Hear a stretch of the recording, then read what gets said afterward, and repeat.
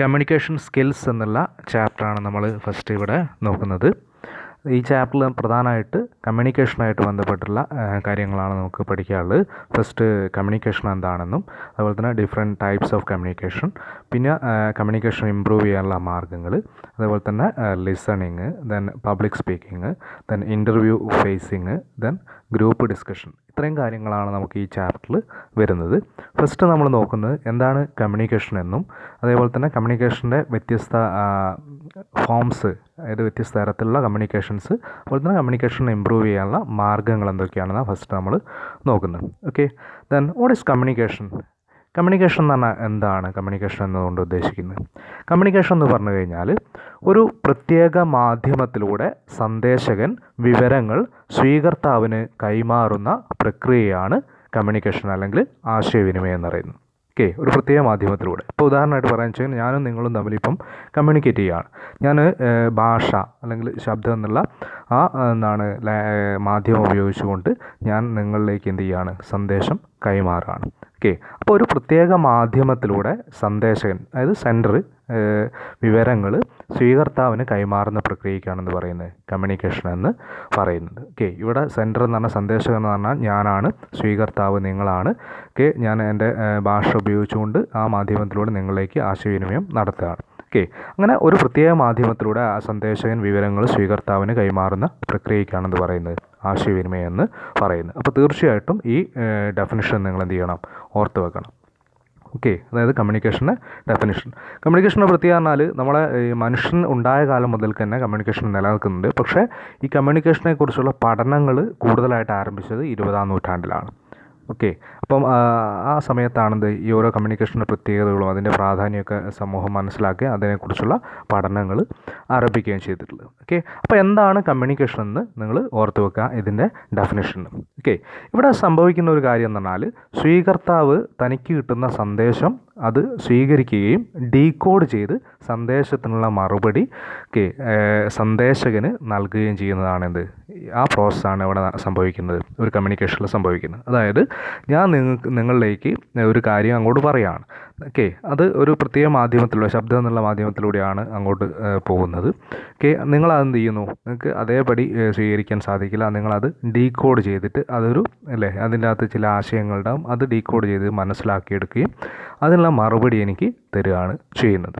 Okay, ഇപ്പോൾ ഇതൊരു ക്ലാസ്സിലാണെങ്കിൽ നിങ്ങളോട് ഞാൻ ഈ കാര്യങ്ങൾ ചോദിക്കുന്ന സമയത്ത് എന്ത് ചെയ്യും? നിങ്ങളിലേക്ക് ശബ്ദരൂപത്തിൽ, ഭാഷാരൂപത്തിൽ ആ സന്ദേശം നിങ്ങളെത്തുകയും നിങ്ങളത് ഡീകോഡ് ചെയ്തിട്ട് എന്ത് ചെയ്യും? എനിക്ക് തിരിച്ച് അതിനുള്ള റിപ്ലൈ തരികയാണ് ചെയ്യുന്നത്. അതാണ് ശരിക്കും കമ്മ്യൂണിക്കേഷൻ എന്നുള്ള പ്രോസസ്സിൽ നടക്കുന്നത്. ഓക്കെ, അപ്പോൾ ഒരു ആശയവിനിമയം നടക്കണമെങ്കിൽ തീർച്ചയായിട്ടും അതിൽ 3 ഘടകങ്ങൾ ആവശ്യമാണ്. ഓക്കെ, നമ്മൾ പറഞ്ഞ ഏതൊക്കെയാണ് 3 ഘടകങ്ങൾ? ഒരു സെൻഡർ, ഓക്കെ, സന്ദേശം ഉണ്ടാക്കുന്ന ആൾ, സെൻഡർ സന്ദേശകൻ.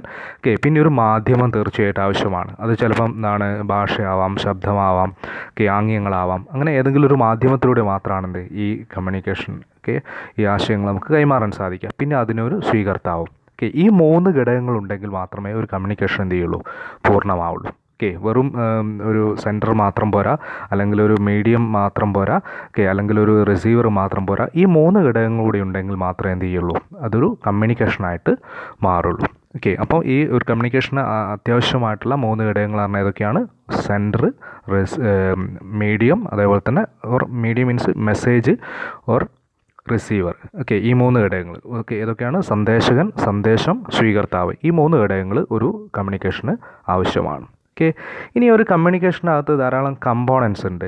അപ്പോൾ ഇതേക്കുറിച്ച് പഠനം നടത്തിയിട്ട് ആവിഷ്കരിച്ച 2 മോഡൽസ് ഉണ്ട്. ആ 2 മോഡൽസാണ് നമുക്കിവിടെ പഠിക്കാനുള്ളത്. പ്രധാനമായിട്ട് കമ്മ്യൂണിക്കേഷനകത്തുള്ള എന്തൊക്കെ കമ്പോണൻസ് ആണ് ഒരു കമ്മ്യൂണിക്കേഷനകത്ത് അടങ്ങിയിരിക്കുന്നത്. നമ്മൾ പറഞ്ഞു 3 കമ്പോണൻസ് ആണ് അതിൻ്റെ അകത്തുള്ളത്: സെൻഡർ, മെസ്സേജ്, റിസീവർ. പക്ഷേ ഇതേക്കുറിച്ച് പഠനം നടത്തിയ ചില ചിന്തകന്മാർ പറയുന്നത് വെറും 3 മോഡൽ മാത്രമായത് 3 കമ്പോണൻസ് മാത്രമല്ല, അതിൽ കൂടുതൽ കമ്പോണൻസ് ഉണ്ട്. അപ്പോൾ ഇതേക്കുറിച്ച് പഠനം നടത്തിയിട്ടുള്ള 2 മോഡൽസ് ഉണ്ട്.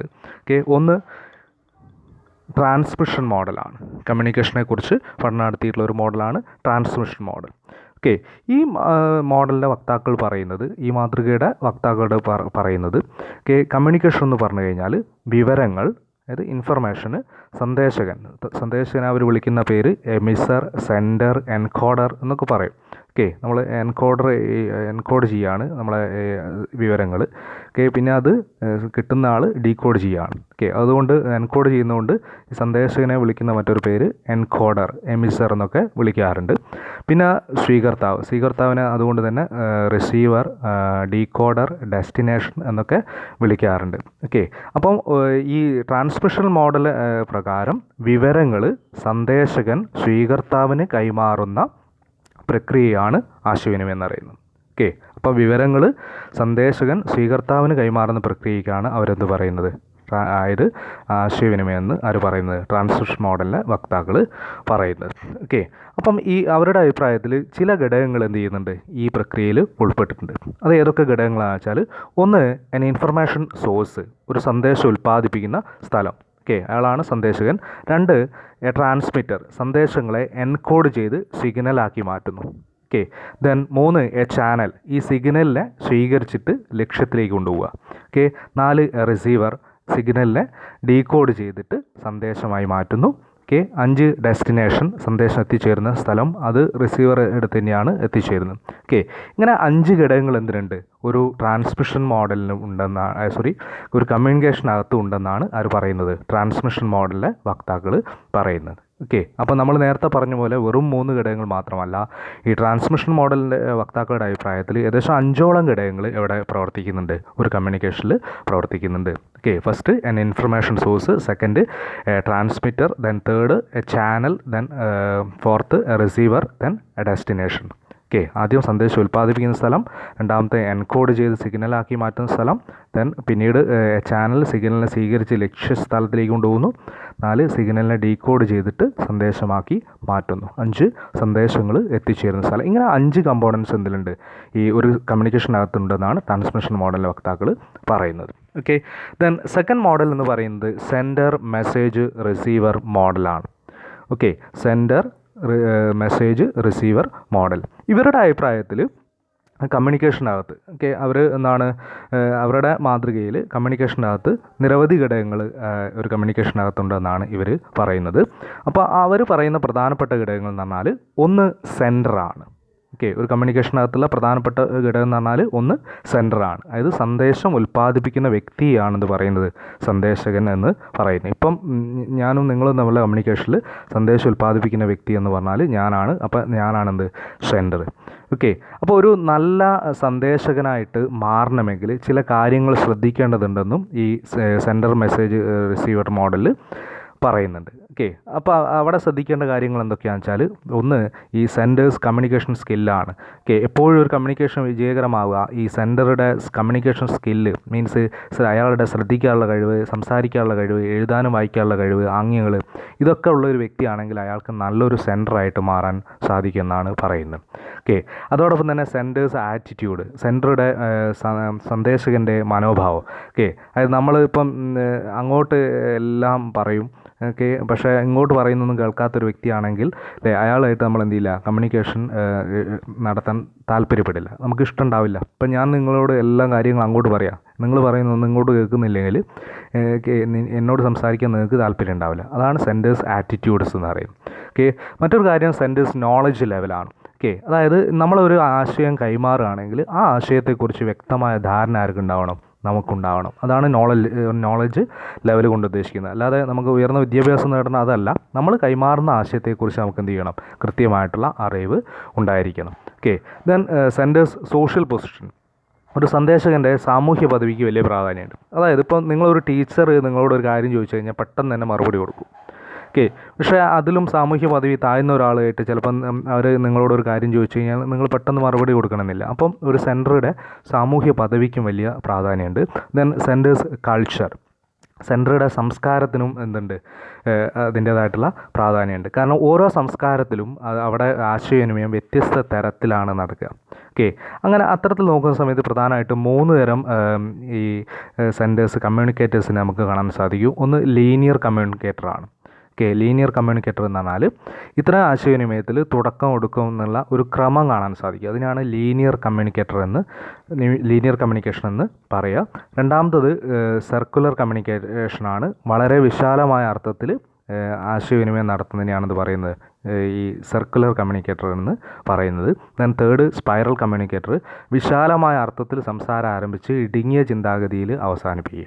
ഓക്കെ, അങ്ങനെ ഓരോ സംസ്കാരത്തിലും വ്യത്യസ്ത തരത്തിലുള്ള ഈ കമ്മ്യൂണിക്കേഷൻ ഉണ്ടെന്നാണ് ഈ സെൻഡർ റിസീവർ മോഡലിൽ പറഞ്ഞിരിക്കുന്നത്. ഓക്കെ, അപ്പോൾ ഇത്രയും കാര്യങ്ങളുണ്ടെങ്കിൽ ഒരു നല്ല സന്ദേശകനായിട്ട് മാറാൻ സാധിക്കും. അപ്പം അല്ലേ, സന്ദേശവും ഉൽപ്പാദിപ്പിക്കുന്ന ആളെയാണ് സന്ദേശകൻ എന്ന് പറയുന്നത്. അയാൾക്കുണ്ടായിരിക്കുന്ന കഴിവാണ് നമ്മൾ ഈ പറഞ്ഞ എന്തൊക്കെ, ഒന്ന് അയാൾക്ക് നല്ല കമ്മ്യൂണിക്കേഷൻ സ്കിൽ ഉണ്ടായിരിക്കണം, അയാളുടെ മനോഭാവം, സെൻറ്റേഴ്സ് ആറ്റിറ്റ്യൂഡ്, അയാളുടെ നോളജ് ലെവല്, ദെൻ അയാളുടെ സോഷ്യൽ പൊസിഷന്, പിന്നെ അയാളുടെ കൾച്ചർ, സെൻറ്റേഴ്സ് കൾച്ചർ, ഇതിനൊക്കെ വലിയ പ്രാധാന്യം എന്തിലുണ്ട്, കമ്മ്യൂണിക്കേഷനിൽ ഉണ്ട്. ഇതിനനുസരിച്ചിട്ട് ഒരു നല്ല ഇതൊക്കെ ഈ കഴിവുകളൊക്കെ ഉണ്ടെങ്കിൽ ഒരു നല്ല സെൻറ്ററായിട്ട് മാറാൻ സാധിക്കും. ഓക്കെ, രണ്ടാമത്തെ ഫാക്ടർ എന്ന് പറഞ്ഞാൽ ദ മെസ്സേജ് ആണ്, സന്ദേശമാണ്. ഓക്കെ, അതായത് സന്ദേശകൻ സ്വീകർത്താവിന് കൈമാറുന്ന വിവരത്തെയാണെന്ന് പറയുന്നത് സന്ദേശമെന്ന് പറയുന്നത്. ആ സന്ദേശത്തിൽ പ്രധാനമായിട്ട് 3 ഘടകങ്ങൾ ഉണ്ടായിരിക്കും. ഒന്ന് കണ്ടൻ്റാണ്, വിനിമയം ചെയ്യുന്ന ആശയമാണ് കണ്ടൻ്റ് കൊണ്ട് ഉദ്ദേശിക്കുന്നത്.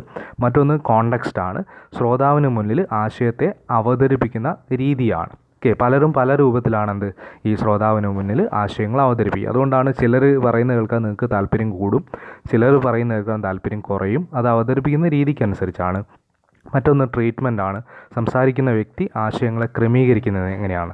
ഓക്കെ, ചിലർ പറയുന്ന കാര്യം നമുക്ക് പെട്ടെന്ന് മനസ്സിലാവില്ല, പക്ഷേ ചിലർ അതേ കാര്യം തന്നെ മറ്റൊരു വ്യക്തി പറയുന്ന സമയത്ത് പെട്ടെന്ന് മനസ്സിലാവുകയും ചെയ്യും. അതെന്തുകൊണ്ടാണെന്ന് വെച്ചാൽ ആശയങ്ങൾ ക്രമീകരിക്കുന്നതിലെ വ്യത്യാസമാണ്. ചിലപ്പം ആദ്യം പറയേണ്ട കാര്യം അവസാനം പറയാം, അവസാനം പറയേണ്ട കാര്യം ആദ്യം പറയാം. അങ്ങനെ ക്രമീകരണത്തിലെ വ്യത്യാസവും പ്രശ്നങ്ങൾ വരുന്നുണ്ട്. ഓക്കെ, അപ്പോൾ ഇവിടെ സെൻറ്റർ റിസീവർ മോഡലിൽ രണ്ടാമത്തെ കമ്പോണൻ്റായിട്ട് പറയുന്നത് ഏതാണ്, മെസ്സേജാണ്. മെസ്സേജിന് പ്രധാനമായിട്ട് 3 ഘടകങ്ങൾ ഉണ്ടായിരിക്കണം എന്നാണ് പറയുന്നത്: content, context, treatment. Then third receiver means ഒരു സന്ദേശം കൈമാറുന്ന, ഒരു സന്ദേശകൻ കൈമാറുന്ന സന്ദേശത്തെ സ്വീകരിക്കുന്ന വ്യക്തിയാണെന്ന് പറയുന്നത് റിസീവർ എന്ന് പറയുന്നത്. അതായത് നമ്മൾ നേരത്തെ ഒരു സന്ദേശകന്, സെൻഡർക്ക് ഉണ്ടായിരിക്കേണ്ട കഴിവുകളിലെ ആ കഴിവുകളൊക്കെ ആർക്കുണ്ടായിരിക്കണം, റിസീവർക്കുണ്ടായിരിക്കണം. നമ്മൾ നേരത്തെ പറഞ്ഞ സെൻഡർക്കുണ്ടായിരിക്കേണ്ട എല്ലാ കഴിവുകളും ആർക്കുണ്ടായിരിക്കണം, റിസീവർക്കും ഉണ്ടായിരിക്കണം. നാലാമത്തെ ഫാക്ടർ എന്ന് പറഞ്ഞാൽ ചാനലാണ്, ആശയവിനിമയത്തിനായി ഉപയോഗിക്കുന്ന മാധ്യമമാണ് ഇവിടെ ചാനൽ ഒന്നുണ്ട് ഉദ്ദേശിക്കുന്നത്. ഓക്കെ, ആ ചാനൽ പ്രധാനമായിട്ടും 2 തരത്തിലുണ്ട്. ഓക്കെ, ഒന്ന് സെൻസറി ചാനൽസ് ആണ്, കാഴ്ച, ശബ്ദം, സ്പർശം, ഗന്ധ, രുചി ഇവയൊക്കെ ഉൾപ്പെടുന്നതാണ് ഇത് ഈ സെൻസറി ചാനൽസ്. നമ്മൾ സെൻസ് ഓർഗാൻസ്, ജ്ഞാനേന്ദ്രിയങ്ങളല്ലേ, അതുപയോഗിച്ചുകൊണ്ട് നടത്തുന്ന ആശയവിനിമയങ്ങൾ, അതാണ് sensory channels. Then institutional channels എന്ന് പറഞ്ഞാൽ ഈ ഇൻ്റർവ്യൂ, അതുപോലെ തന്നെ ലെറ്റർ, അച്ചടിച്ച വസ്തുക്കൾ, ഇലക്ട്രോണിക് മാധ്യമങ്ങൾ, ഇപ്പോൾ ഫേസ്ബുക്ക്, അതിലൂടെയൊക്കെ ഉള്ളത് എന്താണ്, ഇൻസ്റ്റിറ്റ്യൂഷണൽ ചാനൽസാണ്. അതിലൂടെയും കമ്മ്യൂണിക്കേഷൻ നടക്കുന്നുണ്ട്, ഇതിലൂടെയും കമ്മ്യൂണിക്കേഷൻ നടക്കുന്നുണ്ട്, കാഴ്ച, ശബ്ദം, സ്പർശനം. ഓക്കെ, അപ്പം ഈ നാലാമത്തെ ഫാക്ടറായിട്ട് പറയപ്പെടുന്നത് ഏതാണ്, ചാനൽസ് ആണ്. ആ ചാനൽ പ്രധാനമായിട്ട് 2 തരത്തിലുണ്ട്, ഒന്ന് സെൻസറി ചാനൽസും മറ്റൊന്ന് ഇൻസ്റ്റിറ്റ്യൂഷണൽ ചാനൽസും. ഓക്കെ, ദെൻ അഞ്ചാമത്തെ ഫാക്ടർ, ലാസ്റ്റ് ഫാക്ടറായിട്ട് വരുന്നത് ഏതാണ്, ഫീഡ്ബാക്ക് ആണ്. ഓക്കെ, ഒരു സന്ദേശകന് സ്വീകർത്താവ് നൽകുന്ന മറുപടിക്കാണെന്ന് പറയുന്നത് ഫീഡ്ബാക്ക് എന്ന് പറയുന്നത്. ഓക്കെ, ഇപ്പം ഞാനിവിടെ സന്ദേശകനാണ്, നിങ്ങളാണ് സ്വീകർത്താവ്. ഞാൻ നിങ്ങളോടൊരു കാര്യം ചോദിച്ചു കഴിഞ്ഞാൽ എനിക്ക് നിങ്ങൾ തരുന്ന റിപ്ലൈ ആണേത്. ഓക്കെ, അല്ലെങ്കിൽ ആ മറുപടിയാണെന്ത് ഫീഡ്ബാക്ക് കൊണ്ട് ഉദ്ദേശിക്കുന്നത്. ഓക്കെ, ഈ ഫീഡ്ബാക്ക് പ്രധാനമായിട്ട് വ്യത്യസ്ത തരത്തിലുണ്ട്. ഒന്ന് ഇവാലുവേറ്റീവ് ഫീഡ്ബാക്കാണ്, അതായത് മറ്റൊരു വ്യക്തിയുടെ പ്രസ്താവനയിൽ നല്ലതും ചീത്തയൊക്കെ തിരിച്ചറിഞ്ഞുകൊണ്ട് നൽകുന്നതാണ് ഇത് ഇവാലുവേറ്റീവ്. ഒരാൾ നമ്മളോട് ഒരു കാര്യം പറയുന്ന സമയത്ത് അതിലെ നല്ലതും ചീത്തയൊക്കെ തിരിച്ചറിഞ്ഞുകൊണ്ട് നമ്മൾ മറുപടി കൊടുക്കുകയാണെങ്കിൽ, പലപ്പോഴും ടീച്ചേഴ്സ് നിങ്ങളോട് ഒരു കാര്യം പറയുന്ന സമയത്ത് അതിൻ്റെ അകത്ത് നിങ്ങൾ പെട്ടെന്ന് ചാടി കയറി മറുപടി പറയില്ല, അതിൻ്റെ നല്ലതും ചീത്തയും മനസ്സിലാക്കിയിട്ട് മറുപടി പറയുക, അത് ഇവാലുവേറ്റീവ് ഫീഡ്ബാക്കാണ്. ഇൻ്റർപ്രറ്റീവ് ഫീഡ്ബാക്ക് എന്ന് പറഞ്ഞാൽ മറ്റൊരു വ്യക്തിയുടെ പ്രസ്താവനയ്ക്ക് വിശാലമായ രീതിയിൽ മറുപടി കൊടുക്കുക. ഓക്കെ, അപ്പോൾ ചിലർ നിങ്ങളുടെ ഒരു കാര്യം അങ്ങോട്ട് പറഞ്ഞു കഴിഞ്ഞാൽ അവർ വലിയ വിശാലമായ അർത്ഥത്തിൽ നിങ്ങൾക്ക് എന്ത് ചെയ്യും, അതിന് മറുപടി നൽകും, നിങ്ങളെ ബോധ്യപ്പെടുത്താൻ വേണ്ടിയിട്ട്. അതാണ് ഇൻ്റർപ്രറ്റീവ്. ദെൻ സപ്പോർട്ടീവ് എന്ന് പറഞ്ഞാൽ നിങ്ങളോട് ഒരാൾ ഒരു കാര്യം പറയുകയാണെങ്കിൽ ആ കാര്യം പറയുന്ന വ്യക്തിയെ അനുകൂലിച്ചുകൊണ്ട് നിങ്ങൾ സംസാരിക്കുകയാണെങ്കിൽ അതിനെ സപ്പോർട്ടീവ് എന്ന് പറയുന്നു. ദെൻ പ്രോബിംഗ് എന്ന് പറഞ്ഞാൽ ചോദ്യങ്ങൾക്കുള്ള ഉത്തരങ്ങൾ നൽകുന്നതോടൊപ്പം തന്നെ കൂടുതൽ വിവരങ്ങൾ മറുപടിയായിട്ട് കൊടുക്കുക. ഇപ്പം ഒരു ടീച്ചറോട് നിങ്ങളൊരു കാര്യം ചോദിച്ച സമയത്ത് നിങ്ങൾക്ക് ഒരു 1 വേർഡ് മറുപടി കിട്ടിയാൽ മതി, പക്ഷേ ആ 1 വേർഡ് പറയുന്നതോടൊപ്പം തന്നെ കൂടുതൽ ഡീറ്റെയിൽ ആയിട്ടുള്ള അതിൻ്റെ ഡീറ്റെയിൽസ് കൂടെ നിങ്ങൾക്ക് തരികയാണെങ്കിൽ അത് പ്രോബിംഗ് ആണ്. ഓക്കെ, അപ്പോൾ അത്തരത്തിൽ വ്യത്യസ്ത തരത്തിലുള്ള ഫീഡ്ബാക്കുകളും ഉണ്ട്. അപ്പം പിന്നെ അണ്ടർസ്റ്റാൻഡിങ് ഉണ്ട്, അതായത് മറ്റൊരു വ്യക്തിയുടെ പ്രസ്താവനയുടെ അർത്ഥം മനസ്സിലാക്കിക്കൊണ്ട് നൽകുന്ന. ഓക്കെ, അത് ഫസ്റ്റിലത്തെ നമ്മൾ പറഞ്ഞ ഈ ഇവാലുവേറ്റീവ് ആയിട്ടുള്ള സാമ്യമുള്ള ഒന്നാണ്. അങ്ങനെ 5 തരത്തിലുള്ള ഫീഡ്ബാക്കുകളുണ്ട്. ഓക്കെ, അപ്പം ഈ സെൻഡർ മെസ്സേജ് റിസീവർ മോഡൽ ഒരു അഭിപ്രായത്തിൽ ഒരു ആശയവിനിമയത്തിൽ പ്രധാനമായിട്ടും 5 ഫാക്ടേഴ്സ് ഉണ്ട്. ഏതൊക്കെയാണ്? ഒന്ന് സന്ദേശകൻ, അതായത് sender, then second one the message സന്ദേശം, 3 റിസീവർ സ്വീകർത്താവ്, 4 ചാനൽസ്, 5 ഫീഡ്ബാക്ക്. ഓക്കെ, അപ്പോൾ ഈ കമ്മ്യൂണിക്കേഷൻ എന്താണെന്നും ഈ 2 മോഡൽസ് നിങ്ങൾ ഓർത്ത് വെക്കുക. ദെൻ അടുത്തായിട്ട് നമ്മൾ നോക്കുന്നത് ടൈപ്സ് ഓഫ് കമ്മ്യൂണിക്കേഷനാണ്. വ്യത്യസ്ത തരത്തിലുള്ള ആശയവിനിമയ രീതികളെക്കുറിച്ചാണ്. ഓക്കെ, കമ്മ്യൂണിക്കേഷനെ പ്രധാനമായിട്ട് നമുക്ക് വ്യത്യസ്ത വിഭാഗങ്ങളായി തിരിക്കാം. അതിൽ first one verbal communication. Okay, verbal communication എന്നറിയും. ഓക്കെ, വാചികമായിട്ട് അതായത് സന്ദേശങ്ങൾ കൈമാറുന്ന ആശയവിനിമയ രീതിയാണ് ഇത് വെർബൽ കമ്മ്യൂണിക്കേഷൻ എന്ന് പറഞ്ഞാൽ. അതായത് വാക്കിലൂടെയോ എഴുത്തിലൂടെയാണ് ഇവിടെ എന്ത് ചെയ്യുന്നത്, ആശയവിനിമയം നടത്തുന്നത്. അതാണ് വെർബൽ. വാക്കുകൾ ഉപയോഗിച്ചുകൊണ്ട് ഞാൻ നിങ്ങളോട് കമ്മ്യൂണിക്കേറ്റ് ചെയ്യുന്നത് വെർബൽ കമ്മ്യൂണിക്കേഷനാണ്. ഓക്കെ, വാക്കുകൾ ഉപയോഗിച്ചുകൊണ്ടാണ് കമ്മ്യൂണിക്കേറ്റ് ചെയ്യുന്നത്. അതാണ് verbal communication. Okay, then we can classify verbal communication into mainly 2 category. One is oral communication and another one written communication. Okay, ഈ വെർബൽ കമ്മ്യൂണിക്കേഷൻ വാക്കുകൾ ഉപയോഗിച്ചുകൊണ്ടുള്ള ആശയവിനിമയത്തെ നമുക്ക് 2ആയി തിരിക്കാം. ഒന്ന് ഓറൽ കമ്മ്യൂണിക്കേഷൻ. ഓക്കെ, അതായത് വാക്കുകൾ ഉപയോഗിച്ചുകൊണ്ട് സംസാരത്തിലൂടെ ആശയവിനിമയം നടത്തുന്നതാണ് ഇത് ഈ ഓറൽ കമ്മ്യൂണിക്കേഷൻ എന്ന് പറയുന്നത്. ഓക്കെ, അപ്പോൾ ഇതിന് കുറേ ഗുണങ്ങളുണ്ട്. വളരെ വേഗത്തിൽ മറുപടി കിട്ടും. അതുപോലെ തന്നെ പറയുന്ന ആളുടെ മുഖഭാവങ്ങൾ, ശരീരഭാഷ, ഇതൊക്കെ നമുക്ക് ഏകദേശം കണ്ടെത്താൻ സാധിക്കും. പക്ഷേ ഇതിന് ചില ദോഷങ്ങളുണ്ട്. വളരെ വേഗത്തിൽ മറുപടി കൊടുക്കേണ്ടി വരും. ഇപ്പോൾ ഒരാൾ നിങ്ങളോട് ഒരു കാര്യം ചോദിച്ചു കഴിഞ്ഞാൽ അന്നപ്പം തന്നെ നിങ്ങൾ മറുപടി കൊടുക്കേണ്ട ഒരു സ്ഥിതി വരും. ഓക്കെ, ഇതിന് 2ാമത്തെ ടൈപ്പാണ് ഇത്. ഈ വെർബൽ കമ്മ്യൂണിക്കേഷൻ 2ാമത്തെ ടൈപ്പാണ് റിട്ടൺ കമ്മ്യൂണിക്കേഷൻ. അതായത് എഴുത്തിലൂടെ നമ്മൾ എന്ത് ചെയ്യുന്ന കമ്മ്യൂണിക്കേറ്റ് ചെയ്യുക. എഴുതപ്പെട്ട ചിഹ്നങ്ങൾ, അടയാളങ്ങൾ ഇവയൊക്കെ ഉപയോഗിച്ചുകൊണ്ട് കമ്മ്യൂണിക്കേറ്റ് ചെയ്യുന്നതാണ് ഇത് റിട്ടൺ കമ്മ്യൂണിക്കേഷൻ. ഓക്കെ, ഇതിൻ്റെ ഇപ്പം ഈ ഇമെയിൽ അയക്കുന്നു, ലെറ്റേഴ്സ്, റിപ്പോർട്ട്, ഇതൊക്കെ എന്താണ് റിട്ടൺ കമ്മ്യൂണിക്കേഷനാണ്. ഇതിൻ്റെ ഒരു ഗുണം എന്ന് പറഞ്ഞാൽ നമുക്ക് ആലോചിച്ചിട്ട് എന്ത് ചെയ്യാം, മറുപടി കൊടുക്കാം. പെട്ടെന്ന് തന്നെ മറുപടി കൊടുക്കണമെന്നില്ല.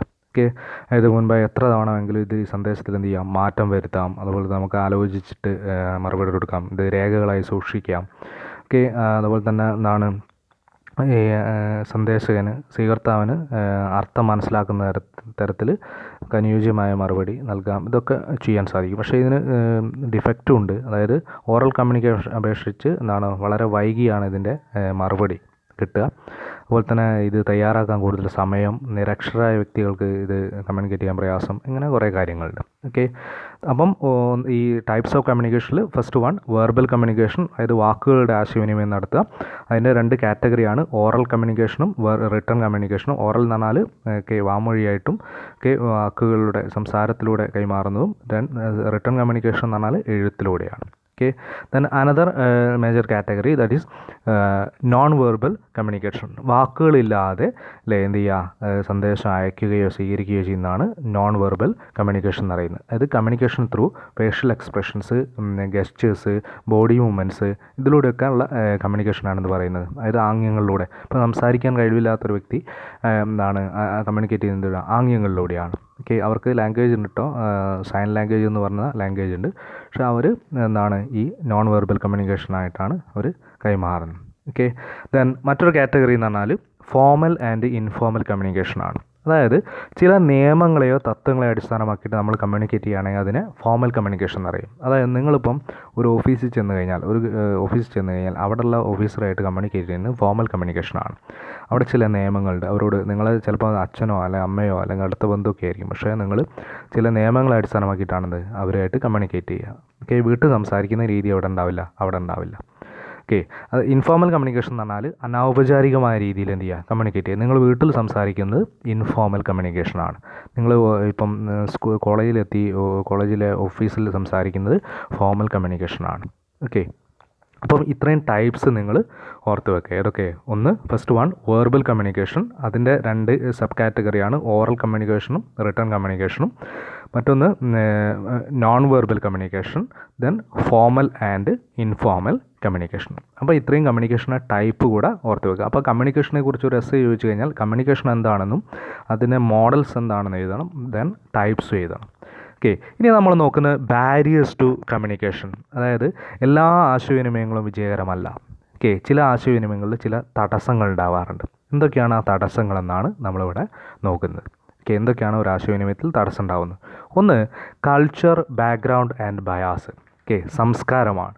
അതായത് സാംസ്കാരിക ഘടകങ്ങൾ ചില പശ്ചാത്തലങ്ങളൊക്കെ എന്ത് ചെയ്യുന്നുണ്ട്, വ്യക്തിയെ ആശയവിനിമയം നടത്തുന്നതിൽ എന്ത് ചെയ്യുന്നുണ്ട്, തടയുന്നുണ്ട്. അതുപോലെ തന്നെ പക്ഷപാതപരമായിട്ടുള്ള നിലപാട്, culture background bias means culture, ചില സംസ്കാരങ്ങളിൽ ചിലർക്ക് മാത്രമേ സംസാരിക്കാൻ പാടുള്ളൂ അല്ലെങ്കിൽ അങ്ങനത്തെ കാര്യങ്ങളൊക്കെ അതുപോലെ തന്നെ ചില ബാക്ക്ഗ്രൗണ്ട് പശ്ചാത്തലം മീൻസ് നിങ്ങളൊരു മരിച്ച വീട്ടിൽ പോയാൽ ഒരു കല്യാണ വീട്ടിൽ പോയതിൻ്റെ കാര്യം നിങ്ങൾക്ക് കമ്മ്യൂണിക്കേറ്റ് ചെയ്യാൻ പറ്റില്ല.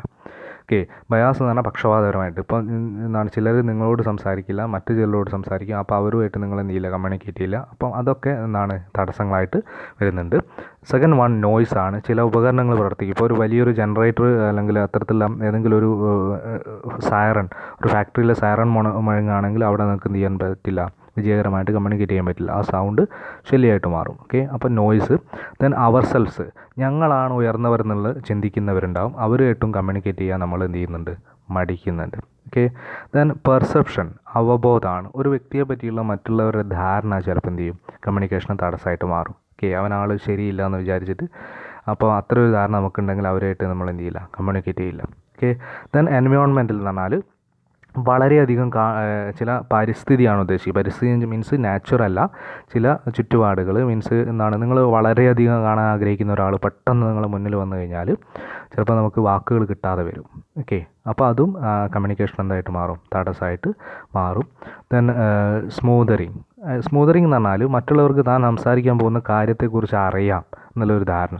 ഇപ്പോൾ നിങ്ങൾ ഇതൊക്കെ എന്താണ് പഠിച്ചു വെച്ചതാണ്, നിങ്ങളൊക്കെ പഠിച്ച് എല്ലാം പഠിച്ചിരിക്കുക എന്നുള്ളൊരു ധാരണ എനിക്കുണ്ടെങ്കിൽ ഇല്ലേ, ഞാൻ എന്ത് ചെയ്യും, അപ്പോൾ നിങ്ങളോട് അതിനെക്കുറിച്ച് കൂടുതൽ കാര്യങ്ങൾ പറയാൻ എനിക്കൊരു മടിയുണ്ടാവും. ഓക്കെ, അങ്ങനെ ചില കാര്യങ്ങളുണ്ട്.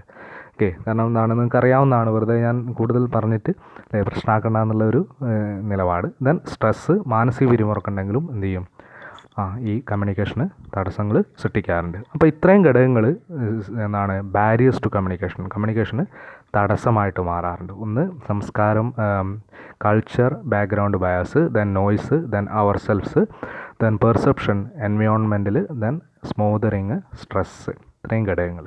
ഓക്കെ, ദെൻ കമ്മ്യൂണിക്കേഷൻ നോയ്സ് ആണ് അടുത്ത ടോപ്പിക്കായിട്ട് വരുന്നത്. കമ്മ്യൂണിക്കേഷൻ നോയ്സ് അതായത് എൻകോഡർ അയക്കുന്ന, അതായത് സന്ദേശകൻ അയക്കുന്ന സന്ദേശങ്ങൾ പലപ്പോഴും ചില ശബ്ദങ്ങൾ കാരണം സ്വീകർത്താവിന് ഡീകോഡ് ചെയ്യാൻ പറ്റില്ല.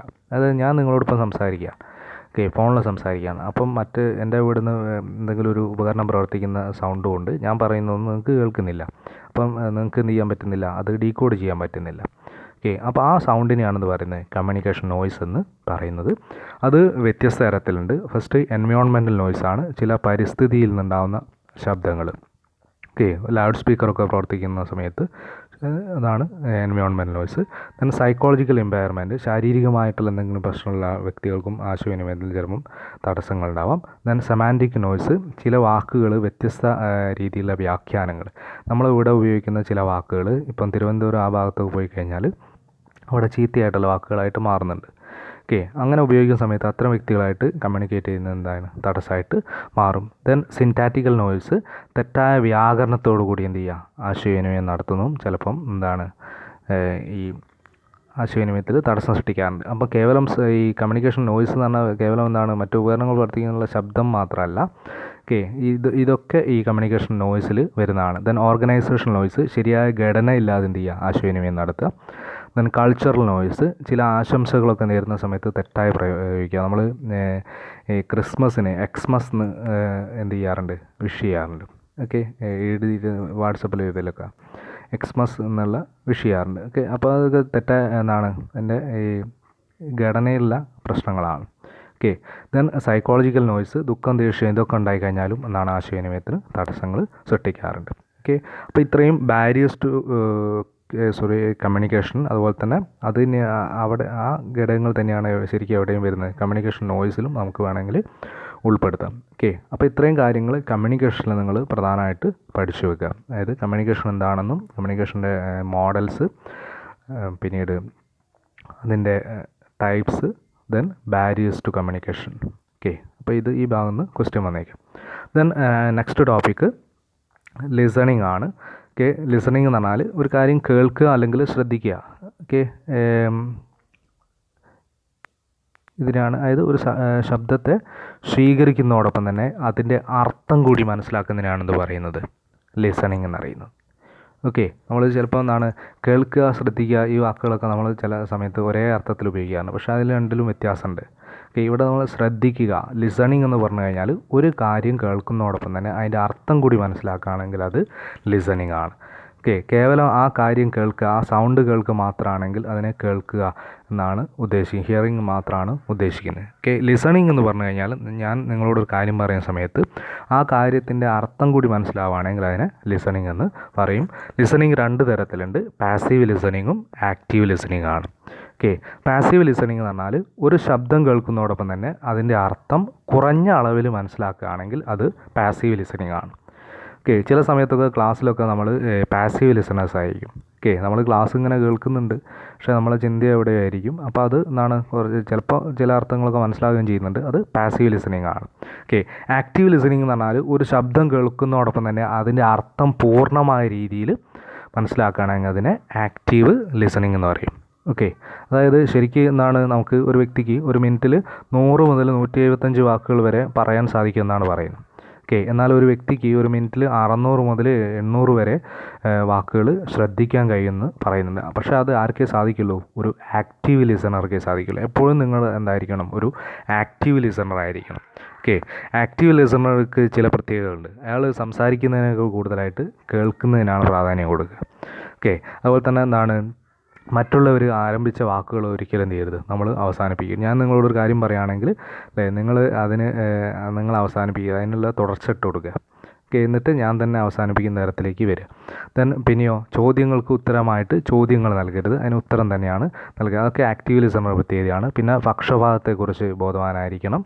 മറ്റുള്ളവരോട് താൻ സംസാരിക്കുമ്പോൾ പകൽ സ്വപ്നം കാണാതിരിക്കുക. ഓക്കെ, അതുപോലെ തന്നെ മറ്റുള്ളവരുമായിട്ട് സംസാരിക്കുമ്പോൾ സംസാരങ്ങൾ തൻ്റെ ആധിപത്യം ഉണ്ടാക്കാൻ ശ്രമിക്കുക. ഒക്കെ ഉണ്ടാക്കാതിരിക്കാൻ. ഓക്കെ, അങ്ങനെയൊക്കെ ഉണ്ടായിക്കഴിഞ്ഞാൽ മറ്റുള്ളവർക്ക് നമ്മളോട് സംസാരിക്കാനുള്ള താല്പര്യം കുറയും. മറ്റുള്ളവരുടെ സംസാരം കഴിഞ്ഞതിന് ശേഷം മാത്രം എന്ത് ചെയ്യുക? പ്രതികരണം നൽകുക. ഓക്കെ, അതുപോലെ തന്നെ എല്ലാത്തിനും മറുപടി കൊടുക്കുക. ഓക്കെ, അപ്പോൾ ഈ മറ്റുള്ളവരുടെ സംസാരത്തിൽ താല്പര്യം കാണിക്കുക, ഇതൊക്കെ ഒരു ആക്റ്റീവ് ലിസണറുടെ പ്രത്യേകതയാണ്. ഓക്കെ, അപ്പോൾ ലിസണിങ് പ്രധാനമായിട്ട് രണ്ട് തരത്തിലുണ്ട്, പാസീവ് ലിസണിങ്ങും ആക്റ്റീവ് ലിസണിങ്ങും.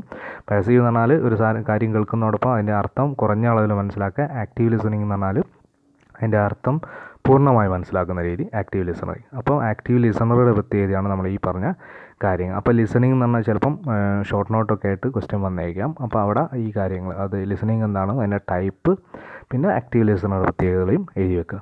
ദെൻ മറ്റൊന്ന് ways to improve interpersonal communication, എങ്ങനെ നമുക്ക് ഈ പരസ്പര ആശയവിനിമയം മെച്ചപ്പെടുത്താമെന്നാണ്.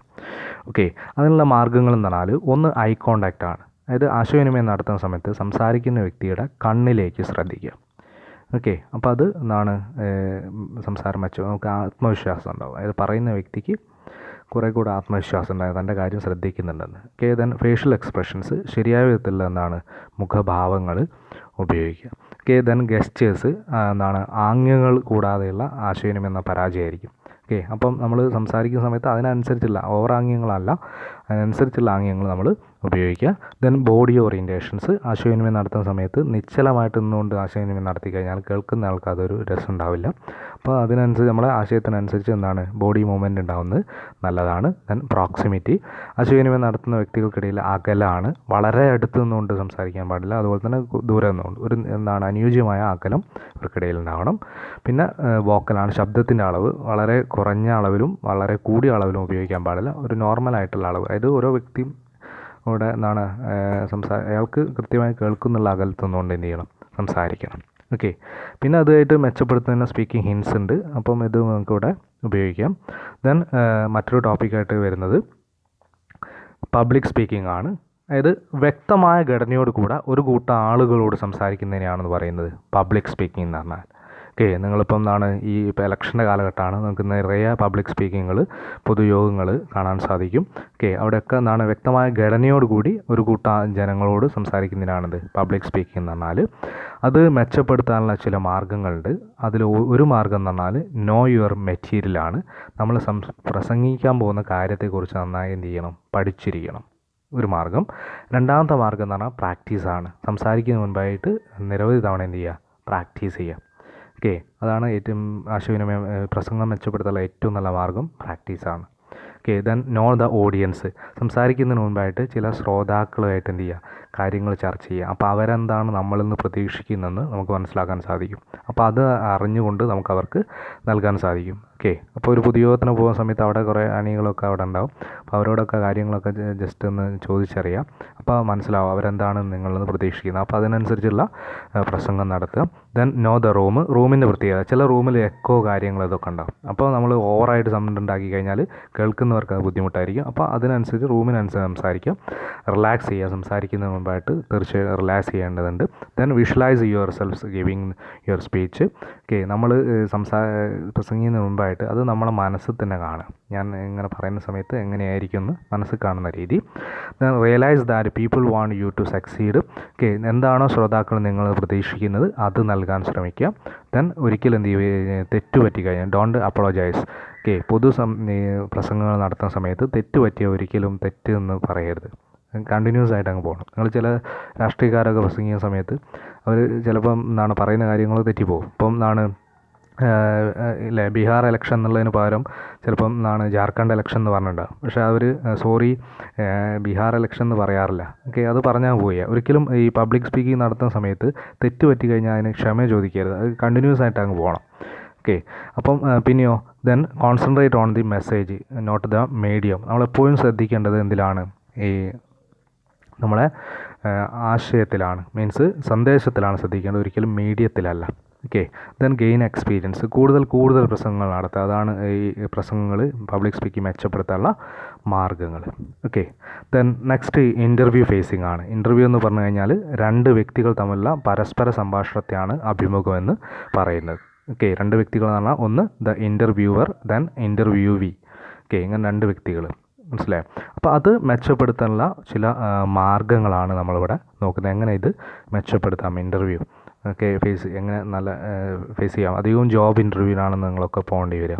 ഓക്കെ. ഏകദേശം 15 മിനിറ്റ് മുതൽ 2 മണിക്കൂർ വരെയൊക്കെ ചിലപ്പം ജോബ് ഇൻ്റർവ്യൂസ് നീണ്ടു നിൽക്കും. ചിലപ്പോൾ 2-3 ഘട്ടങ്ങളായിട്ടായിരിക്കും ഉണ്ടാവുക. ഓക്കെ. അപ്പോൾ അതെങ്ങനെ മെച്ചപ്പെടുത്താം, അതിനുള്ള മാർഗ്ഗങ്ങൾ എന്ന് പറഞ്ഞാൽ ടിപ്സ് ഫോർ സക്സസ്ഫുൾ ഇൻ്റർവ്യൂ. ഒന്ന്, കൃത്യസമയത്ത് തന്നെ എത്തിച്ചേരണം അവിടെ. അത് അവർ കൃത്യമായിട്ട് നോക്കും. പിന്നെ നമ്മൾ പ്രവേശിക്കാൻ പോകുന്ന കമ്പനിയെക്കുറിച്ച് നമ്മൾ തീർച്ചയായിട്ടും മനസ്സിലാക്കിയിരിക്കണം. ദെൻ ബയോഡാറ്റയുടെ ഒരു പകർപ്പ് ആദ്യം നമ്മൾ അയച്ചു കൊടുത്തിട്ടുണ്ടാവും അവർക്ക്. പക്ഷേ എന്നാലും ആ പകർപ്പ് നമ്മളെ കൈവശം ഉണ്ടായിരിക്കണം. പിന്നെ വൃത്തിയുള്ള വസ്ത്രങ്ങൾ ധരിക്കുക. അമിതമായിട്ട് ഒരിക്കലും പെർഫ്യൂമുകൾ ധരിച്ചിട്ട് പോകരുത്. പിന്നെ ഇൻ്റർവ്യൂ ചെയ്യുന്ന വ്യക്തികൾക്ക് മുമ്പിൽ ഒരിക്കലും തമാശ പറയരുത്. നിങ്ങളിപ്പം ഒരു TV-യിൽ പരസ്യം കാണാം. ഓക്കെ. ഫോഗിൻ്റെ ഒരു പരസ്യം കണ്ടില്ലേ, അതിൽ 2-3 ഇൻ്റർവ്യൂസ് കാണാൻ സാധിക്കുന്നുണ്ട്. അപ്പം അവിടെ ക്വസ്റ്റ്യൻ ചോദിക്കുന്ന സമയത്ത് നിങ്ങളെക്കുറിച്ച് അറിയുന്ന സമയത്ത് അല്ലേ അവിടെ തമാശ പറയാൻ ശ്രമിക്കുന്നു. അത് ചിലപ്പോൾ ഇൻ്റർവ്യൂ ബോർഡിന് ഇഷ്ടപ്പെട്ടെന്ന് വരില്ല. അപ്പോൾ തമാശ പറയുന്നത് പരമാവധി എന്ത് ചെയ്യുക, ഒഴിവാക്കുക. ദെൻ ചോദ്യങ്ങൾക്ക് ഉത്തരം മാത്രം നൽകുക, കൂടുതൽ വിശദീകരണം ആവശ്യമില്ല. അപ്പോഴാണ് നമ്മളെ ഫോൾട്ട് അവർക്ക് മനസ്സിലാവുക. പിന്നെ മുൻപുണ്ടായിരുന്ന ചില ചീത്ത അനുഭവങ്ങൾ ഒരിക്കലും, ഞാൻ അവിടെ വർക്ക് ചെയ്ത സമയത്ത് അവിടുത്തെ മുതലാളി ഇങ്ങനെയായിരുന്നു, അവരെങ്ങനെയാണ് പെരുമാറാൻ പറഞ്ഞത്, എന്നോട് അങ്ങനെ അത് ചെയ്യാൻ പറഞ്ഞു, ഇതൊന്നും പോയിട്ട് പുതിയൊരു ഫേം പോയിട്ട് അവിടുത്തെ ഇൻ്റർവ്യൂവിൽ പറയാൻ പാടില്ല. ഓക്കെ. അപ്പോൾ അവർ വിചാരിക്കുക നാളെ ഞങ്ങളെക്കുറിച്ച് ഇതിങ്ങനെയാണ് പറയാമെന്നാണ്. പിന്നെ ഇൻ്റർവ്യൂ സമയത്ത് മുടിയിൽ തലോടുക, അതുപോലെ തന്നെ ആവശ്യമില്ലാതെ മുഖഭാവങ്ങൾ, നമുക്ക് ഒരു ഉത്തരം കിട്ടിയില്ലെങ്കിൽ അതെന്തായിരുന്നു എന്നുള്ള ഒരു ചിന്താഗതിയില്ല, അത് പാടില്ല.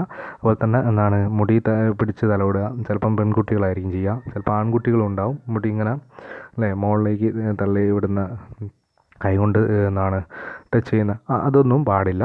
പിന്നെ സ്വകാര്യ ജീവിതത്തെക്കുറിച്ച് ആവശ്യമുള്ള കാര്യം മാത്രമേ പറയാവൂ. അനാവശ്യം കൂടുതൽ കാര്യങ്ങൾ പറയാതിരിക്കുക. ഓക്കെ. പിന്നെ ഇൻ്റർവ്യൂ സമയത്ത് ഇൻ്റർവ്യൂ ചെയ്യുന്ന വ്യക്തിയുടെ മുഖത്ത് തന്നെ ശ്രദ്ധിച്ചിരിക്കുക, മറ്റെവിടത്തേക്കും ശ്രദ്ധ മാറാതിരിക്കുക. മീൻസ് അയാളുടെ ശരീരത്തിലേക്കല്ല, മീൻസ് മറ്റേതെങ്കിലും ഭാഗത്തേക്ക് നോക്കിക്കുക, അയാളെ മുഖത്ത് വെക്കാതെ. അപ്പോൾ അതൊക്കെ നിങ്ങളുടെ കോൺഫിഡൻസിനെ അവർ അളക്കും. പിന്നെ സ്വന്തമായിട്ടൊരു ലക്ഷ്യം അവിടെ പറയാൻ നമുക്ക് സാധിക്കണം. ഇൻ്റർവ്യൂ നൽകുന്ന ഉത്തരങ്ങൾ പൂർണ്ണമായിരിക്കണം. പിന്നെ ഒരു ജോലി കിട്ടണം എന്നുള്ള ഒരു ഭ്രമം നമ്മൾ കാണിക്കണം. പിന്നെ അവസാനം ഇൻ്റർവ്യൂ ചെയ്യുന്ന ആൾ നമ്മളോട് ഒരു ക്വസ്റ്റ്യൻ ചോദിക്കും, നിങ്ങൾക്ക് എന്തെങ്കിലും പറയാനുണ്ടോയെന്ന്. ഓക്കെ. ആ അവസരം എന്ത് ചെയ്യണം, നമ്മൾ ഉപയോഗപ്പെടുത്തണം. ഓക്കെ. പിന്നെ അവസാനം നന്ദി പറയും ചെയ്യണം. ചിലപ്പം ചില ബുക്കുകളൊക്കെ നമ്മൾ എഴുതിയ ചില ബുക്കുകളൊക്കെ ചിലപ്പോൾ അവർ നമ്മൾ ചോദിക്കും. അപ്പം ചോദിക്കുന്ന സമയത്ത് നമ്മളത് അവർക്ക് കൊടുക്കും. ഇൻ്റർവ്യൂ പോകുന്ന സമയത്ത് അത് തിരിച്ച് വാങ്ങിയിട്ട് പോവുകയും ചെയ്യണം. അത് അവർ ശ്രദ്ധിക്കുന്ന കാര്യമാണ്. ഓക്കെ. ദെൻ ലാസ്റ്റ് വൺ, നമ്മൾ ഈ ചാപ്റ്ററിൽ അവസാനമായിട്ട് നോക്കുന്നത് ഗ്രൂപ്പ് ഡിസ്കഷനാണ്. ഗ്രൂപ്പ് ഡിസ്കഷൻ GD എന്ന് പറയും. ഇന്ന് എന്നാണ് ഇൻ്റർവ്യൂ മാത്രമല്ല പല ഫേമിലും മൾട്ടിനാഷണൽ ഫേംസിലൊക്കെ ഈ GD കൂടെ ഇതിൻ്റെ എന്നാണ് ഈ റിക്രൂട്ട്മെൻറ്റിൻ്റെ ഭാഗമായിട്ട് വരുന്നുണ്ട്. ഗ്രൂപ്പ് ഡിസ്കഷൻ എന്ന് പറഞ്ഞാൽ ഒരു കൂട്ടം വ്യക്തികൾക്കിടയിൽ നടക്കുന്ന ചർച്ചയ്ക്കാണെന്ന് പറയുന്നത് ഗ്രൂപ്പ് ഡിസ്കഷൻ എന്ന് പറയുന്നത്. അതായത് ഒരു പരിധി വരെ നമുക്ക് ചില കഴിവുകൾ ഡെവലപ്പ് ചെയ്യാനതിലൂടെ സാധിക്കും, ഗ്രൂപ്പ് ഡിസ്കഷനിലൂടെ സാധിക്കും. ഒന്ന്, ഒരു ടീമായി ജോലി ചെയ്യാനുള്ള കഴിവ്, അതുപോലെ തന്നെ ആശയവിനിമയ നൈപുണ്യങ്ങൾ, അതായത് കമ്മ്യൂണിക്കേഷൻ സ്കിൽസ്, പിന്നെ അതുപോലെ തന്നെ ലീഡർഷിപ്പ് ക്വാളിറ്റി, നേതൃപാടവം, ക്രിയേറ്റിവിറ്റി, സർഗാത്മക, അതുപോലെ തന്നെ ഫ്ലെക്സിബിലിറ്റി, സ്വതന്ത്രമായിട്ട് ചിന്തിക്കാനുള്ള കഴിവ്, ഇതൊക്കെ നമുക്ക് ഇതിലൂടെ ഗ്രൂപ്പ് ഡിസ്കഷനിൽ പങ്കെടുക്കുന്നതിലൂടെ ഡെവലപ്പ് ആവുന്നതാണ്. അതുപോലെ തന്നെ ഒരു ഗ്രൂപ്പ് ഡിസ്കഷന് പോകുന്ന സമയത്ത് നമ്മൾ ചില കാര്യങ്ങൾ ഓർത്തിരിക്കേണ്ടതുണ്ട്. ഒന്ന്, നമുക്ക് അവിടെ ചർച്ച ചെയ്യാനുള്ള വിഷയം സാധാരണയായിട്ട് പാനലിൽ നിന്ന് കിട്ടുകയാണ് ചെയ്യുക. പിന്നെ വ്യക്തമായിട്ടുള്ള ആസൂത്രണം, തയ്യാറെടുപ്പും വേണം. ആത്മവിശ്വാസത്തോടു കൂടിയുള്ള അറിവ്, അതായത് നമ്മളിപ്പോൾ ഒരു കാര്യത്തെക്കുറിച്ച് ചർച്ച ചെയ്യാൻ പോവുകയാണെങ്കിൽ കാര്യത്തെക്കുറിച്ച് തീർച്ചയായിട്ടും നമ്മൾ നന്നായിട്ട് പഠിച്ചിരിക്കണം. അതുപോലെ തന്നെ അവതരണം, ശരീരഭാഷ, മനസ്സ്, ഈ കാര്യങ്ങളൊക്കെ ഇവിടെ നോക്കേണ്ടതുണ്ട്. പിന്നെ അവിടെ നമ്മൾ എന്ത് ചെയ്യേണ്ടതുണ്ട്, ചില കാര്യങ്ങൾ ശ്രദ്ധിക്കേണ്ടതുണ്ട്, അതായത് മെച്ചപ്പെടുത്താൻ വേണ്ടിയിട്ട്. ഒന്ന്, പാനൽ ഷുഡ് നോട്ടീസ് ചെയ്യൂ. ഈ ഇൻ്റർവ്യൂ ചെയ്യുന്ന സമയത്ത് ഒരിക്കലും എന്ത് ചെയ്യരുത്, അതായത് നടക്കുന്ന സമയത്ത് പാനലിൽപ്പെട്ട വ്യക്തികൾ, GDയിൽ പങ്കെടുക്കുന്ന വ്യക്തികൾ എന്ത് ചെയ്യുന്നുണ്ട്, പ്രത്യേകം ശ്രദ്ധിക്കും. അപ്പം പാനൽ ശ്രദ്ധിക്കുന്ന സമയത്ത് നമ്മൾ എന്ത് ചെയ്യരുത്, തെറ്റുകൾ ഉണ്ടാക്കരുത്. ദെൻ അപ്പോൾ മാത്രമല്ല, ഈ രണ്ടാമതായിട്ട് contribution to the group should be meaning. നമ്മളെ ആ ചർച്ചയിൽ എപ്പോഴും നമ്മൾ എന്തുണ്ടായിരിക്കണം, മികച്ച സംഭാവന ഉണ്ടായിരിക്കും. അതായത് നമ്മൾ ഒന്നും പറയാതെ അവിടെ നിൽക്കരുത്, അല്ലെങ്കിൽ മറ്റുള്ള സപ്പോർട്ട് ചെയ്ത് മാത്രം ഇത് എന്നുള്ള ആ സംസാരം പോരാ, നമ്മളെ ഒരു കോൺട്രിബ്യൂഷൻ ആ ചർച്ചയിൽ ഉണ്ടാവണം. അതുപോലെ തന്നെ ഈ ഗ്രൂപ്പ് ഡിസ്കഷൻ നടക്കുന്ന സമയത്ത് പൊതുസമ്മതം ഉണ്ടാക്കാനുള്ള ശ്രമങ്ങൾ നടത്തണം. എപ്പോഴും കച്ചറ ഉണ്ടാക്കാൻ വേണ്ടിയിട്ടല്ല, പൊതുസമ്മതങ്ങൾ, അതായത് അവിടെ ഒരു സമ്മതം രൂപീകരിക്കുന്ന തരത്തിലുള്ള സംസാരമായിരിക്കണം നമ്മളെ ഭാഗത്തുനിന്ന് ഉണ്ടാവുക. അതായത് എല്ലാവരെയും ഒരുമിച്ച് നയിക്കാനുള്ള ഒരു കഴിവ് നമുക്കുണ്ടെന്ന് GDയിലൂടെ പാനലിനെ മനസ്സിലാക്കി കൊടുക്കണം. അപ്പോൾ ഇത്രയും കാര്യങ്ങൾ ശ്രദ്ധിച്ചു കഴിഞ്ഞാൽ അത് നമുക്ക് എഫക്റ്റീവ് ആക്കാൻ മാറ്റാം. പിന്നെ അവിടെ ചെയ്യേണ്ട കാര്യങ്ങളും ചെയ്യേണ്ടാത്ത കാര്യങ്ങളുണ്ട്. ഒന്ന്, യഥാർത്ഥ വസ്തുതകൾ മാത്രമേ അവിടെ പറയാൻ പാടുള്ളൂ. മറ്റുള്ള വാക്കുകൾ ശ്രദ്ധയോടെ കേൾക്കണം. നമ്മൾ പറഞ്ഞു കഴിഞ്ഞിട്ട് നമ്മൾ പിന്നെ എങ്ങോട്ടും ശ്രദ്ധിച്ചിരിക്കാൻ പാടില്ല. മറ്റുള്ളവരും പറയുന്നതും കേൾക്കണം. പിന്നെ അനുയോജ്യമായ ശബ്ദം ഉപയോഗിക്കാൻ പാടുള്ളൂ. മറ്റുള്ളവരുടെ വികാരങ്ങൾ പരിഗണിക്കണം. അവസരം ലഭിക്കാൻ വേണ്ടി, നമുക്ക് അവസരം കിട്ടാൻ വേണ്ടി പരമാവധി ശ്രമിക്കണം. അതുപോലെ തന്നെ ആത്മവിശ്വാസം വേണം. പിന്നെ വേണ്ടാത്ത ചില കാര്യങ്ങൾ, അതായത് GDയിൽ പറ്റില്ലാത്ത ഒന്ന്, ലജ്ജാഭയം ഇത് പാടില്ല. മറ്റുള്ള വാദങ്ങൾ അവസാനിക്കുന്ന മുമ്പായിട്ട് ഇടയിൽ ചാടിക്കയറി പറയുന്ന രീതി അത് പാടില്ല. പിന്നെ പക്ഷപാതപരമായിട്ട് സംസാരിക്കാൻ പാടില്ല. അഭിപ്രായങ്ങൾ ഒന്ന് പറഞ്ഞു കഴിഞ്ഞാൽ അതിൽ പിന്നെ മാറ്റം വരുത്തരുത്. പിന്നെ വെറുതെ തമാശ പറഞ്ഞിട്ട് തമാശ പറയാം, പക്ഷേ അമിതമായിട്ട് ചിരിക്കാൻ പാടില്ല. അതിൻ്റെ ഗൗരവത്തിലിരിക്കണം എന്നാണ്. പിന്നെ ഗ്രൂപ്പ് ചർച്ച നടക്കുമ്പോൾ നിങ്ങൾ സൈഡിലിരുന്ന് ഉപചർച്ച പാടില്ല. പിന്നെ റിപ്പീറ്റേഷനും പാടില്ല. അപ്പോൾ ഇത്രയും കാര്യങ്ങൾ എന്തിൽ വരുന്നതാണ്, ഈ GDയിൽ വരുന്നതാണ്. അപ്പോൾ GDയും ഈ ഷോർട്ട് നോട്ടൊക്കെ ആയിട്ട് ചോദിക്കാറുണ്ട്. അപ്പോൾ ഇത്രയും കാര്യങ്ങളാണ് നമ്മൾ ഈ ചാപ്റ്ററിൽ പഠിക്കുന്നത്. ഫസ്റ്റ് കമ്മ്യൂണിക്കേഷന് കാര്യങ്ങൾ, പിന്നെ ദെൻ ലിസണിങ്, ദെൻ പിന്നീട് ways to improve communication, then public speaking, interview, group discussion. ഈ ലിസണിങ്ങും പബ്ലിക് സ്പീക്കിങ്ങും ഇൻ്റർവ്യൂവും ഗ്രൂപ്പ് ഡിസ്കഷനും ഒക്കെ സാധാരണയായിട്ട് ഷോർട്ട് നോട്ട്സ് ആയിട്ടാണ് ചോദിക്കാറ്. പക്ഷേ കമ്മ്യൂണിക്കേഷനെ പറ്റി എന്താണ് essay ടൈപ്പ് ക്വസ്റ്റ്യൻ മുൻപ് ചോദിക്കാറുണ്ട്. ദെൻ നെക്സ്റ്റ് ചാപ്റ്ററാണ് നമ്മൾ നോക്കുന്നത് career planning. Career planning. What is career? എന്താണ് കരിയർ എന്ന് പറയുന്നത്? കരിയർ എന്ന് പറഞ്ഞു കഴിഞ്ഞാൽ നമ്മൾ ഈ ജീവിതത്തിലെ ഒരു കാലഘട്ടത്തെയാണ് കരിയർ എന്നതുകൊണ്ട് ഉദ്ദേശിക്കുന്നത്. കരിയർ എന്നുള്ളത് ആ കരിയർ മെച്ചപ്പെടുത്തുന്നതിന് വേണ്ടിയിട്ടുള്ള ചില പ്ലാനിങ് സ്റ്റെപ്സ് ഉണ്ട്. അതാണ് നമ്മൾ ഫസ്റ്റ് ഇവിടെ നോക്കുന്നത്. എന്തൊക്കെയാണ് കരിയർ മെച്ചപ്പെടുത്താൻ, അല്ലെങ്കിൽ കരിയർ സ്റ്റെപ്സ്, എങ്ങനെ മികച്ചൊരു കരിയർ ആസൂത്രണം ചെയ്യാം. ഇത് പ്രധാനപ്പെട്ട ഘട്ടങ്ങൾ എന്ന് പറഞ്ഞാൽ, ഒന്ന് അസസ് യുവർ സെൽഫാണ്, സ്വയം വിലയിരുത്തുക. നമ്മളിപ്പം ഒരു കരിയർ നമ്മൾ പൊതുവെ ഉദ്ദേശിക്കുന്നത് നമ്മളെ ജോലി എന്നുള്ള അർത്ഥത്തിലാണ്. ശരിക്കും അതിന് ജീവിതത്തിലൊരു കാലഘട്ടം, അത് നമുക്ക് തൊഴിലെടുക്കാൻ പറ്റുന്നൊരു കാലഘട്ടം, അതാണ് ഇതുകൊണ്ട് ഉദ്ദേശിക്കുന്നത്. ഓക്കെ, അപ്പോൾ അവിടെ നമ്മൾ ഈ കരിയർ പ്ലാൻ ചെയ്യുന്നതിൽ ചില സ്റ്റെപ്സ് ഉണ്ട്. അതെന്തൊക്കെയാണെന്ന് നോക്കാം. അതിലൊന്ന് അസസ് യുവർ സെൽഫ്, സ്വയം വിലയിരുത്തുക.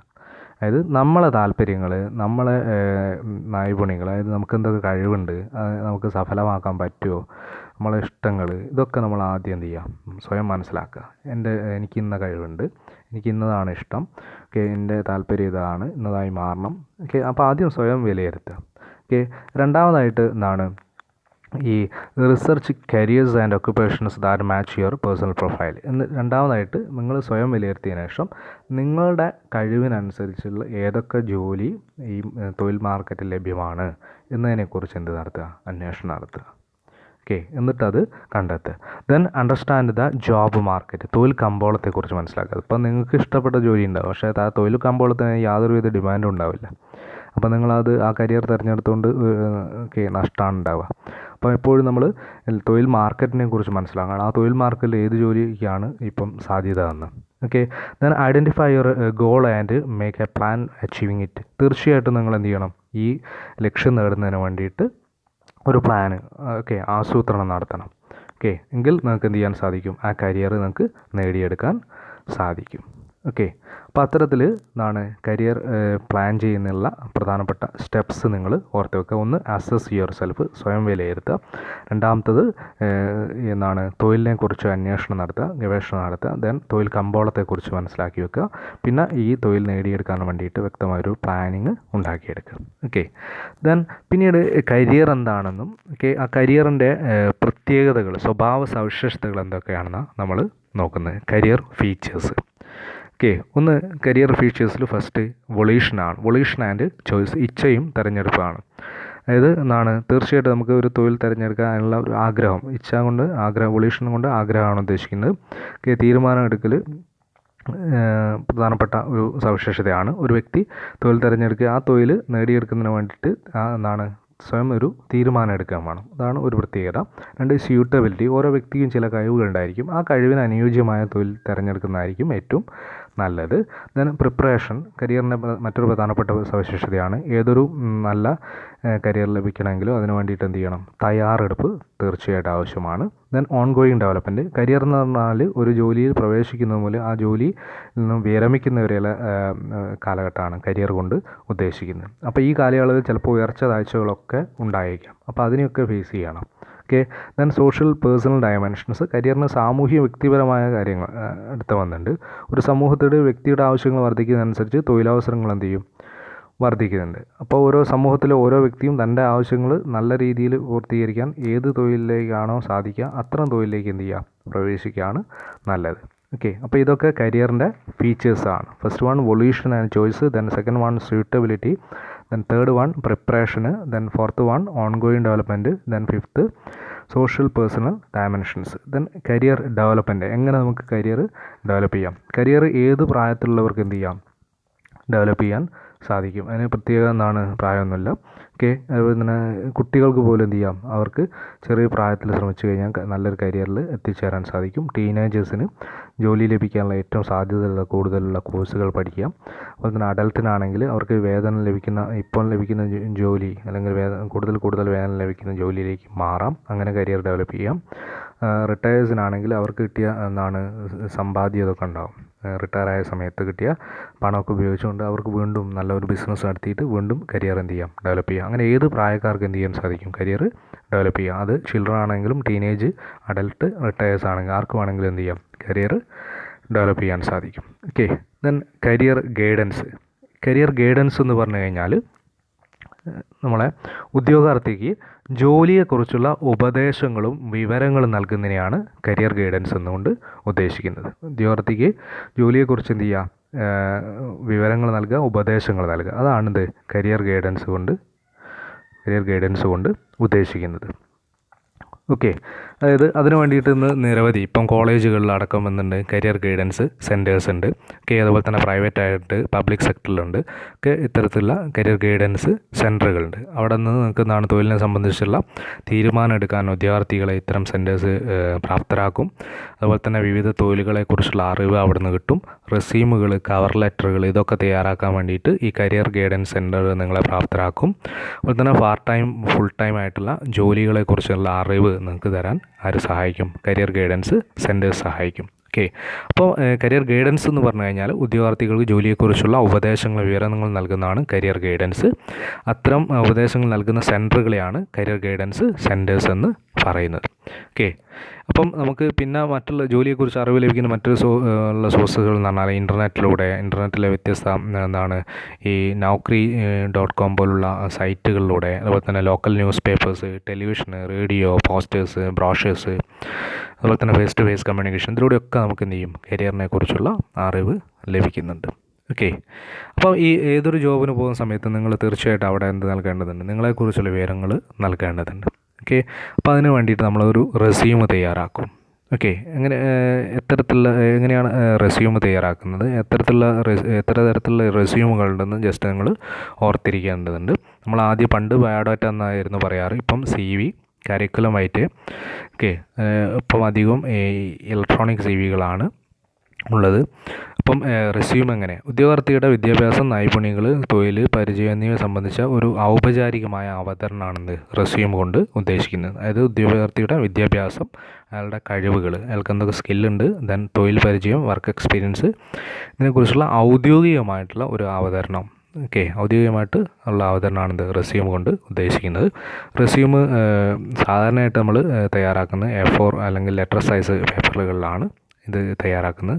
ഇപ്പോഴത്തെ റെസ്യൂമിലൊക്കെ എന്താണ് CV-യിലൊക്കെ മിനിമം 2 പേജ് തന്നെ ഉണ്ടാവും. ഒറ്റ പേജായിട്ടാണ് പണ്ട് കൊടുക്കാറെങ്കിൽ കൂടെ ഇപ്പം 2 or 3 പേജുകൾ ഉണ്ടാവാറുണ്ട് ഓരോ സെക്ഷനായിട്ട്.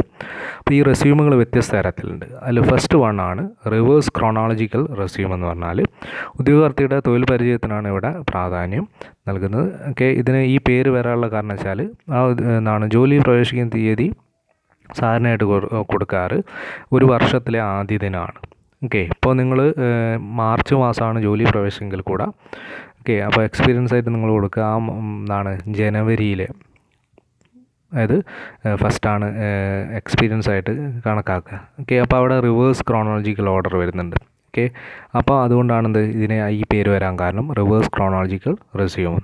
ദെൻ ഫങ്ഷണൽ റെസ്യൂം എന്ന് പറഞ്ഞാൽ തൊഴിൽപരമായ നൈപുണ്യങ്ങൾക്കാണ് ഇവിടെ പ്രാധാന്യം. അതായത് നിങ്ങളെ എക്സ്പീരിയൻസിനാണ് ഇവിടെ പ്രാധാന്യം, നിങ്ങൾക്ക് എന്തൊക്കെ എക്സ്പീരിയൻസ് ഉണ്ട്. ദെൻ ഹൈബ്രിഡ് റെസ്യൂം എന്ന് പറഞ്ഞാൽ ക്രോണോളജിക്കൽ റെസ്യൂമിൻ്റെയും ഫങ്ഷണലും രണ്ടും കൂടി ചേർന്ന്, ആദ്യത്തെ 2 കൂടി ചേർന്നാണ് ഇത് hybrid resume. Then online resume, ഇൻ്റർനെറ്റിൽ നിന്ന് എന്ത് ചെയ്യുക ലഭിക്കുന്ന റെസ്യൂമുകളാണ് ഓൺലൈൻ റെസ്യൂമുകൾ. ഇപ്പോൾ നമ്മളൊക്കെ തയ്യാറാക്കാൻ വേണ്ടി എവിടുന്നാണ് എടുക്കുന്നത്? നെറ്റിൽ നിന്നാണ് എടുക്കുന്നത്. CV, കരിക്കുലം വൈറ്റ് മോഡൽ എന്ന് അടിച്ച് കഴിഞ്ഞാൽ നിരവധി വരും. എന്നിട്ട് അതിൻ്റെ അകത്ത് നമ്മളെ ഇതിനനുസരിച്ച് മാറ്റം വരുത്തുകയാണ് ചെയ്യാറ്. അപ്പം ഈ എങ്ങനെ റെസ്യൂം തയ്യാറാക്കാമെന്ന് ചിലപ്പം ഷോർട്ട് നോട്ടായിട്ട് ക്വസ്റ്റ്യൻ വന്നേക്കാം. അപ്പോൾ അതിൻ്റെ അകത്ത് റെസ്യൂം എന്താണ് എഴുതണം, അതിൻ്റെ ടൈപ്പ് ജസ്റ്റ് ഒന്ന് സൂചിപ്പിച്ചേക്കാം. പിന്നെ റെസ്യൂം തയ്യാറാക്കുന്ന സമയത്ത് അതിൻ്റെ അകത്ത് അടങ്ങിയിരിക്കേണ്ട ചില സെക്ഷൻസ് ഉണ്ട്. അത് ഏതൊക്കെയാണെന്ന് ജസ്റ്റ് നമുക്ക് നോക്കാം. ഒരു റെസ്യൂമിനകത്ത് തീർച്ചയായിട്ടും ഉണ്ടായിരിക്കേണ്ട ഭാഗങ്ങൾ എന്ന് പറഞ്ഞാൽ ഒന്ന് കോണ്ടാക്റ്റ് സെക്ഷനാണ്. അവിടെ നെയിം, അഡ്രസ്സ് കാര്യങ്ങളൊക്കെയാണ് വേണ്ടത് ഒരു റെസ്യൂമിൻ്റെ അകത്ത്. രണ്ടാമത് ഒബ്ജക്റ്റീവ് സ്റ്റേറ്റ്മെൻ്റ് ആണ്, നിങ്ങളെ ലക്ഷ്യം സൂചിപ്പിക്കുന്ന മേഖല. മൂന്നാമത്തെ എഡ്യൂക്കേഷൻ സെക്ഷനാണ്, അവിടെ നിങ്ങളെ ക്വാളിഫിക്കേഷൻ പറഞ്ഞിരിക്കണം. നാലാമത്തത് എക്സ്പീരിയൻസ് ഓർ എംപ്ലോയ്മെൻറ്റ് സെക്ഷനാണ്, അവിടെ നിങ്ങൾക്ക് എന്തെങ്കിലും എക്സ്പീരിയൻസ് ഉണ്ടെങ്കിൽ അത് സൂചിപ്പിക്കാനുള്ള സെക്ഷനാണ്. അഞ്ചാമത്തത് പ്രൊഫഷണൽ ആക്ടിവിറ്റീസ് ആൻഡ് അക്കംപ്ലിഷ്മെൻറ്റ്സ് ആണ്. നിങ്ങൾ മുൻപുണ്ടായിരുന്ന നിങ്ങളെ എക്സ്പീരിയൻസ് കാര്യങ്ങളൊക്കെ അവിടെ സൂചിപ്പിക്കാവുന്നതാണ്. ദെൻ മിസലേനിയസ്, മറ്റ് കാര്യങ്ങൾ എന്തെങ്കിലും ഉണ്ടെങ്കിൽ അത് സൂചിപ്പിക്കും. ഇങ്ങനെ സെക്ഷൻസ് ഏകദേശം 6 സെക്ഷനായിട്ട് ഒരു റെസ്യൂം തയ്യാറാക്കണം എന്നാണ് പറയപ്പെടുന്നത്. അപ്പം ഈ കാര്യങ്ങൾ നിങ്ങൾ ഈ ടോപ്പിക്കിൽ ഓർത്ത് വെക്കുക. ഇവിടെ നിങ്ങൾക്ക് ക്വസ്റ്റ്യൻ വരിക കരിയർ പ്ലാനിങ് സ്റ്റെപ്സുമായിട്ട് ബന്ധപ്പെട്ട്, കരിയർ ഗൈഡൻസ് അല്ലെങ്കിൽ കരിയർ ഡെവലപ്മെൻറ്റ് ഇതായിട്ട് ബന്ധപ്പെട്ട് വന്നേക്കാം. പിന്നെ റെസ്യൂം പ്രിപ്പറേഷന് വന്നേക്കാം. അപ്പം ഇത്രയും കാര്യങ്ങൾ നന്നായിട്ട് പഠിക്കാം. Thank you.